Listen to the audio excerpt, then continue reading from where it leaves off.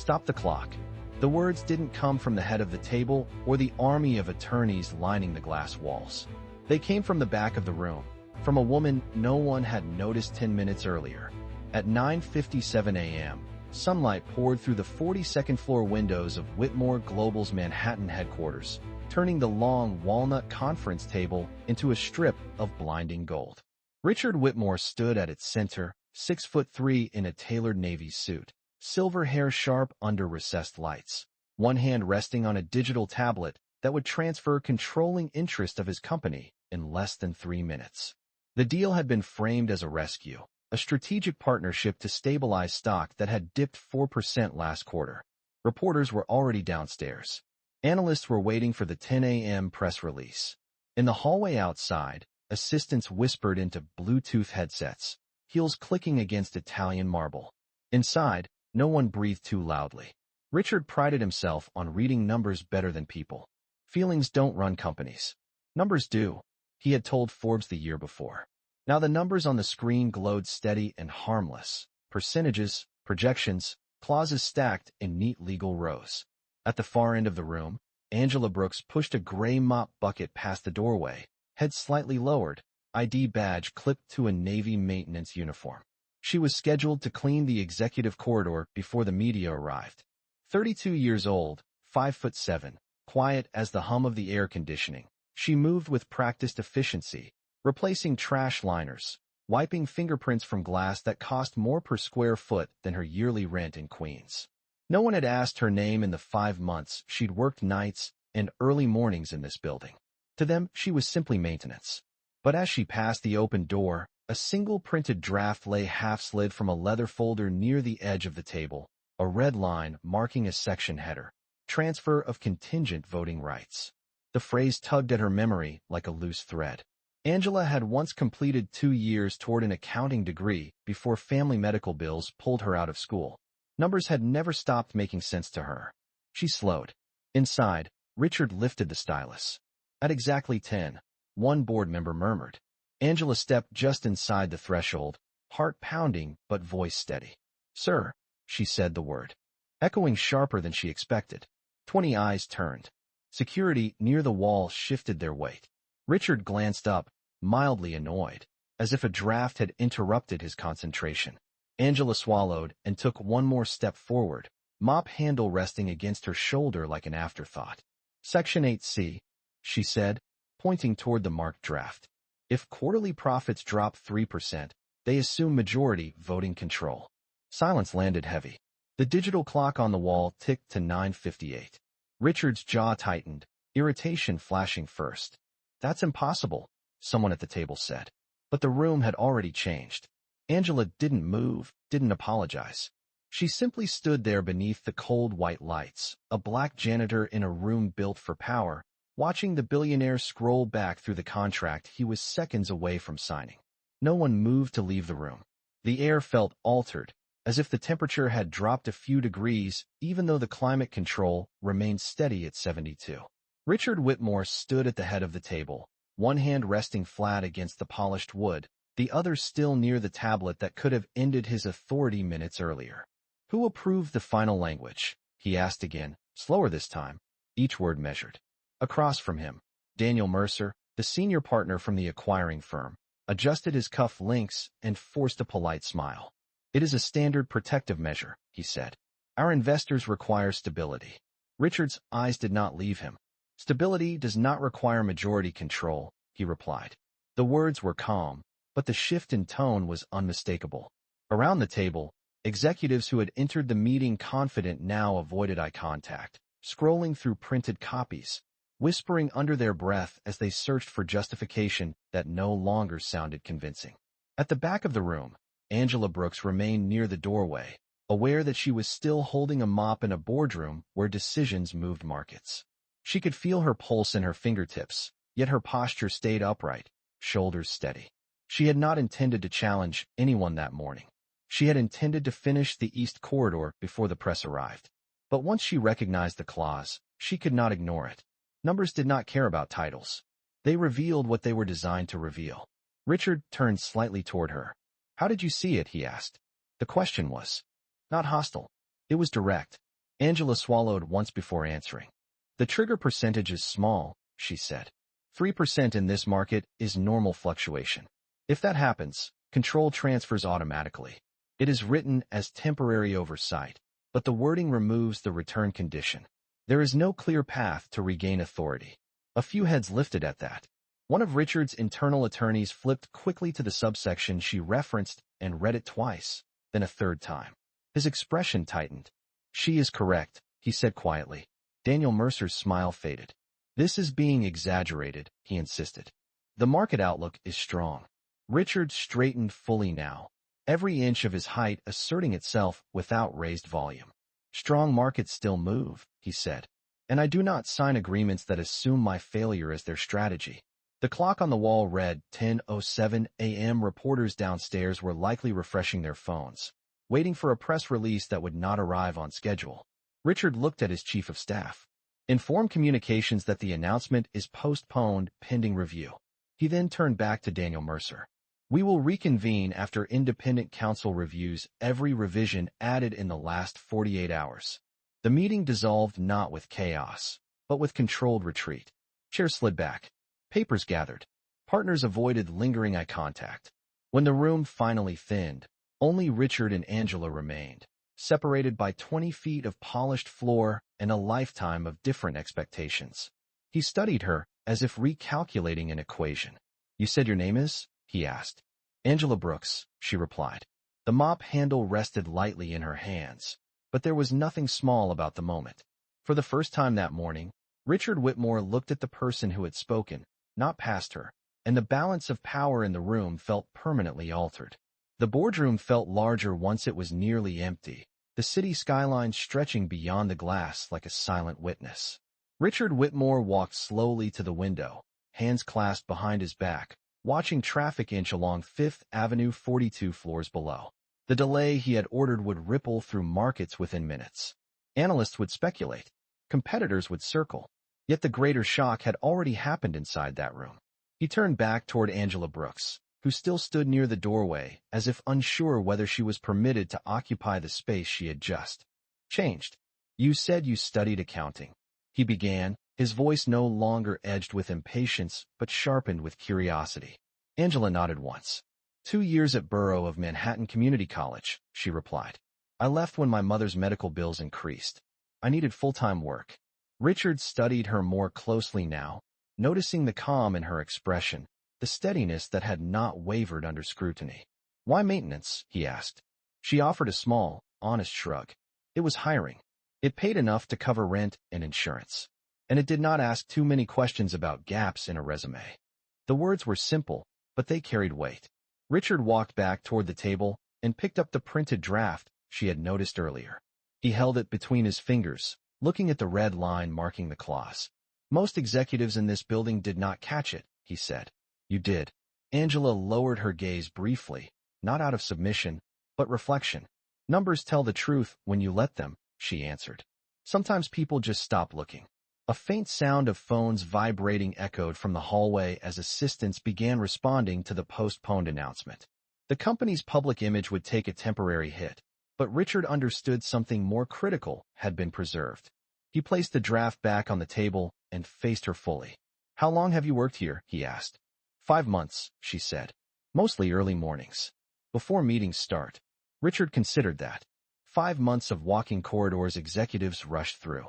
5 months of cleaning glass walls that separated power from invisibility. He moved to the head of the table and rested his hands on the chair he had occupied minutes earlier. I built this company from a single office in Brooklyn, he said quietly. I told myself I would never let anyone outmaneuver me. He paused, then added, This morning I almost signed away control because I trusted a summary instead of reading the foundation. Angela met his eyes. Trust is not the problem, she said. Blind trust is. The statement hung between them, firm but respectful. Richard gave a faint nod, acknowledging the distinction.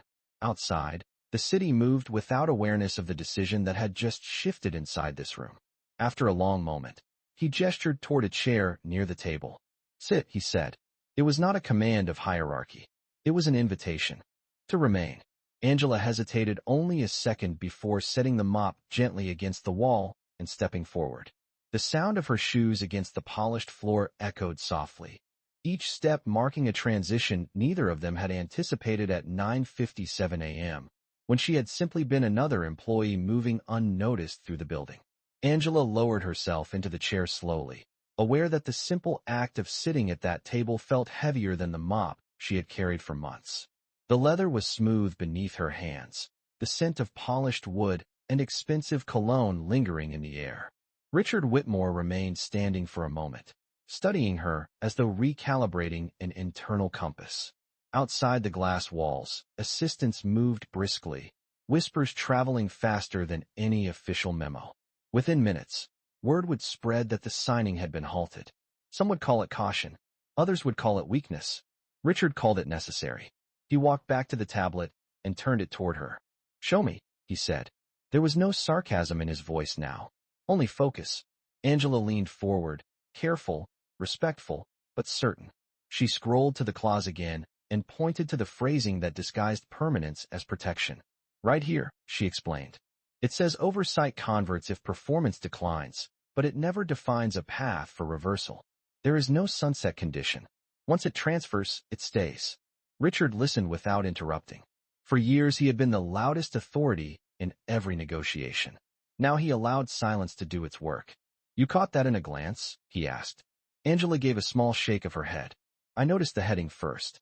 Then I remembered a case study from school. A merger that looked safe on the surface. It was not."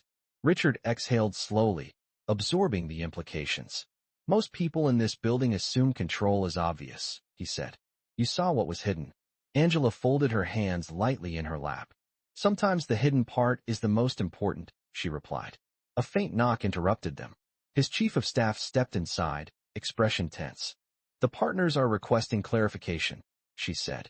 Richard did not hesitate. "Tell them we are conducting a full internal review," he answered. "No further discussion until it is complete." The door closed again. The room felt quieter than before, not with tension, but with something closer to clarity. Richard looked at Angela for a long moment. "You understand what you did today?" he said. It was not a question. Angela met his gaze steadily. "I read a document," she said, "and I spoke." Richard allowed himself a faint, almost reluctant smile. In this building, that combination is rarer than it should be. He walked to the window once more, then turned back, decision settling into place. "You said you left school because of circumstances," he said. "If those circumstances changed, would you go back?" Angela felt the question land differently than the others. It was not about the contract. It was about possibility. "Yes," she answered without hesitation. Richard nodded once. "Good," he said, "because I intend to make sure they do." The statement was not dramatic. It was quiet, firm, deliberate. Outside, the city continued its relentless motion, unaware that in a room of glass and steel, power had shifted not through force, but through attention. Angela glanced toward the mop resting against the wall. For months it had defined her role. Now it simply marked where she had started that morning. Richard returned to the head of the table, but the posture was different. Authority remained, yet it was tempered by something new. Respect. And for the first time since stepping into the doorway at 9:57 a.m., Angela did not feel invisible. By 10:22 a.m., the building had resumed its rhythm, but the boardroom still carried the weight of what had almost happened.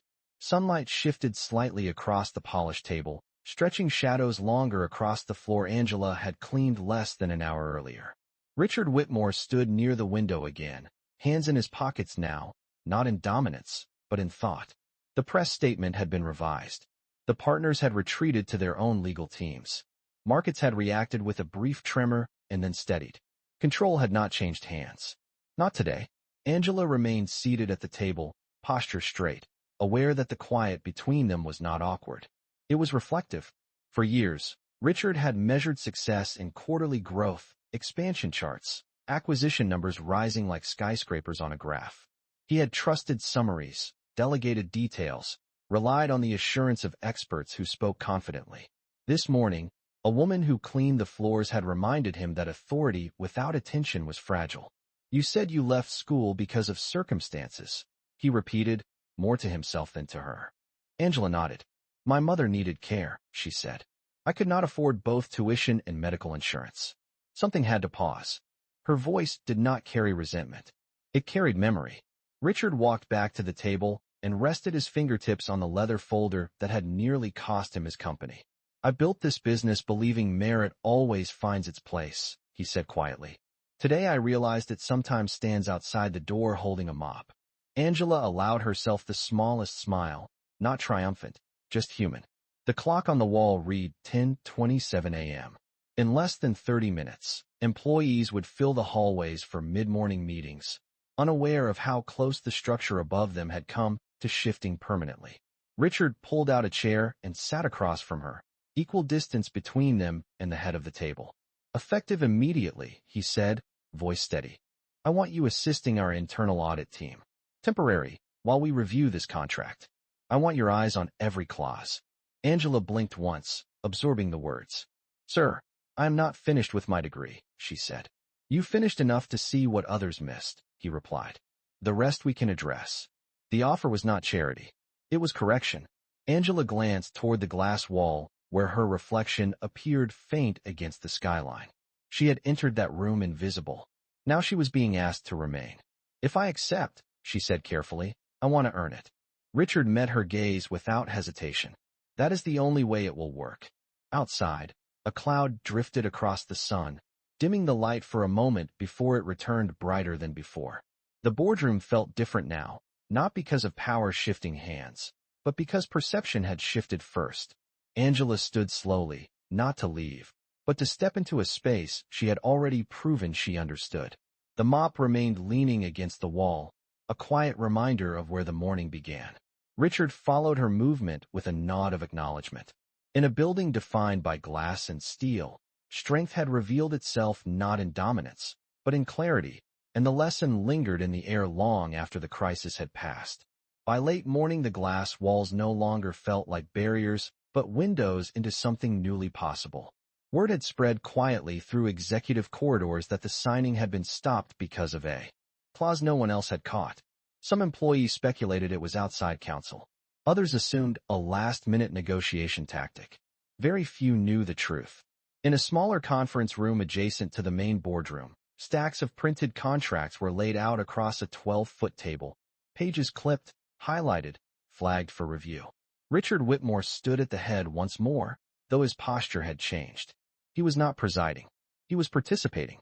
Across from him, two members of the internal audit team listened carefully as Angela Brooks explained how contingent control structures often hid in performance triggers rather than direct ownership transfers. Her voice was steady, clear, each sentence deliberate. She did not attempt to impress. She focused on clarity. When performance thresholds are tied to voting power, she said, tracing a line with her finger along the margin, the percentage matters more than the promise. 3% sounds small. In a volatile quarter, it is predictable. That makes the transfer likely, not hypothetical. One auditor nodded slowly, making notes. Richard watched her with an expression that mixed calculation and recognition. He had built a company on anticipating market shifts, yet he had nearly overlooked a contractual shift that required no market at all, only a normal fluctuation. Pull every revision added in the last 72 hours, he instructed his team. I want comparative drafts side by side. Laptops opened. Screens glowed. Outside the room, the city skyline shimmered in midday light, traffic moving in thin lines far below. Angela stood among people who had once walked past her without a glance. Now they listened when she spoke. She felt the weight of it, not as pride, but as responsibility. Richard stepped closer to the table and placed both hands on the documents. I built this company believing strength meant never hesitating, he said quietly. Today I learned strength also means stopping when something feels hidden. The room absorbed the statement without comment. It was not an apology, yet it carried humility. Angela met his gaze briefly. You stopped, she replied. That is what mattered. There was no triumph in her tone, only acknowledgement. The review continued for over an hour. Each clause was examined, each trigger questioned. The atmosphere remained focused, almost reverent, as if everyone understood they were witnessing more than a legal correction. They were witnessing a shift in perspective. By early afternoon, it was clear that multiple revisions favored silent control transfer. The partnership would require renegotiation. As the team gathered the papers, Richard turned to Angela once more.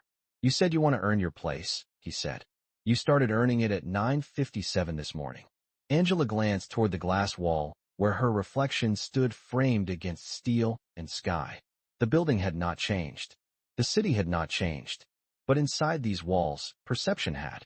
Power no longer rested solely with those at the head of the table. It rested with those willing to see what others ignored. And in that realization, something deeper than a contract had been secured. By mid-afternoon, the building felt steadier, as if the foundation itself had taken a deeper breath. The legal teams had confirmed what the audit review suggested. The proposed partnership was not a rescue. It was a quiet acquisition strategy disguised as support. Emails had been exchanged. Calls had been made. The external partners, once confident, were now careful in their tone. In the executive lounge overlooking the Hudson River, Richard Whitmore stood with a cup of black coffee untouched in his hand, watching sunlight ripple across the water. He had built his reputation on decisive action, yet the most decisive moment of the day had come from someone who did not hold a title. Across the hallway, Angela Brooks finished speaking with a member of the audit department who thanked her quietly before returning to his office. She was no longer holding a mop. She was holding a folder filled with notes, pages marked with careful handwriting that reflected both discipline and experience. Richard approached her without an entourage, without the distance he once carried. The partners have requested to amend the agreement, he said. His voice was even, controlled. They removed the transfer clause entirely. Angela nodded once. Then they were counting on it, she replied. Richard did not disagree. He studied her expression, looking for pride, for triumph, but finding neither. You could have walked past that room this morning, he said. You could have decided it was not your place. Angela met his eyes steadily. It was my place, she answered.